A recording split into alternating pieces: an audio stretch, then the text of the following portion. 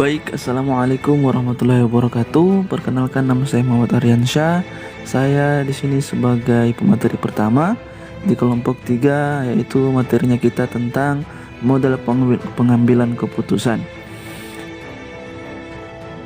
Jadi pertama itu adalah pengertian model pengambilan keputusan, yang dimana model adalah percontohan yang mengandung unsur yang bersifat penyederhanaan untuk dapat ditiru jika perlu. Pengambilan keputusan itu sendiri merupakan suatu proses beruntun yang memerlukan penggunaan model secara tepat. Baik, terima kasih kepada Muhammad Aryansyah. Saya di sini akan melanjutkan pembahasan. Saya Alvin. Saya akan menjelaskan tentang pentingnya model dalam suatu pengambilan keputusan, antara lain sebagai berikut.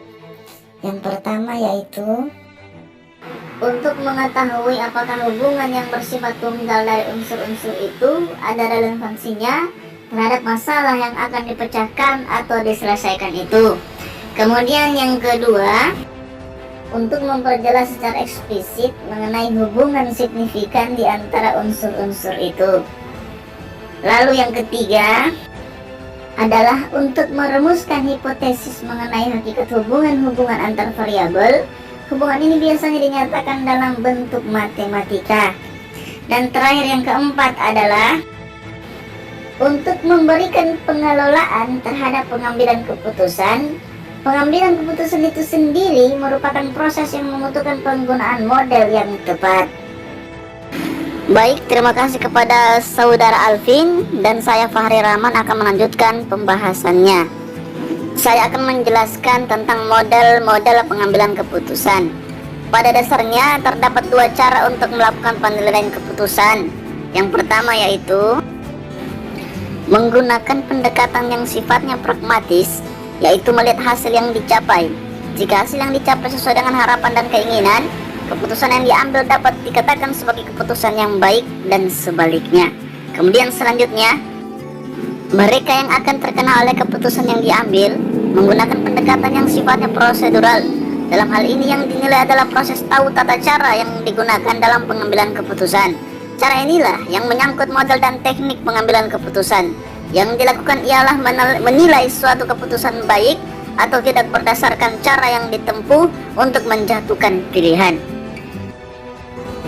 Terima kasih kepada saudara Fahri Rahman.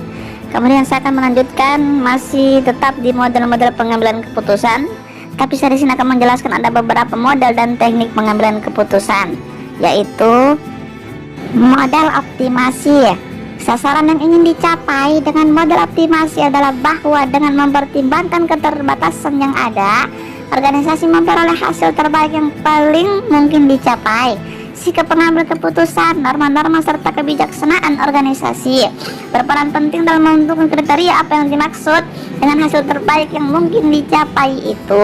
Kemudian yang kedua adalah model State-Fishing.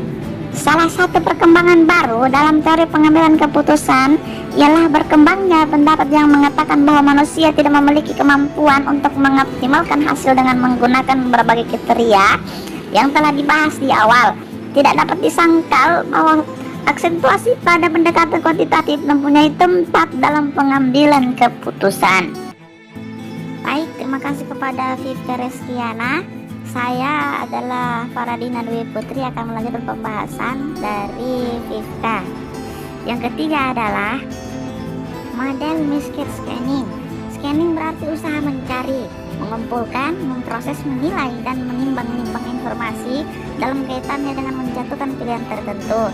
Model Miskin Scanning berarti bahwa setiap kali seorang mengambil keputusan menghadapi dilema dalam memilih suatu langkah tertentu, suatu keputusan pendahuluan harus dibuat tentang sampai sejauh mana berbagai sarana dan prasarana organisasi akan digunakan untuk mencari dan menilai berbagai fungsi dan kegiatan yang akan dilaksanakan. Kemudian yang terakhir, yang keempat adalah model teoritis. Pada hakikatnya model ini berarti bahwa faktor-faktor internal yang terdapat dalam diri seseorang pengambil keputusan lebih berpengaruh daripada faktor-faktor eksternal. Dengan kata lain, seorang pengambil keputusan lebih berdasarkan keputusannya pada konsep-konsep yang dimilikinya, berdasarkan persepsi sendiri tentang situasi problematik yang dihadapi. Alhamdulillah, dengan berakhirnya saya menjelaskan materi yang terakhir, maka berakhir pula diskusi kita pada kesempatan kali ini.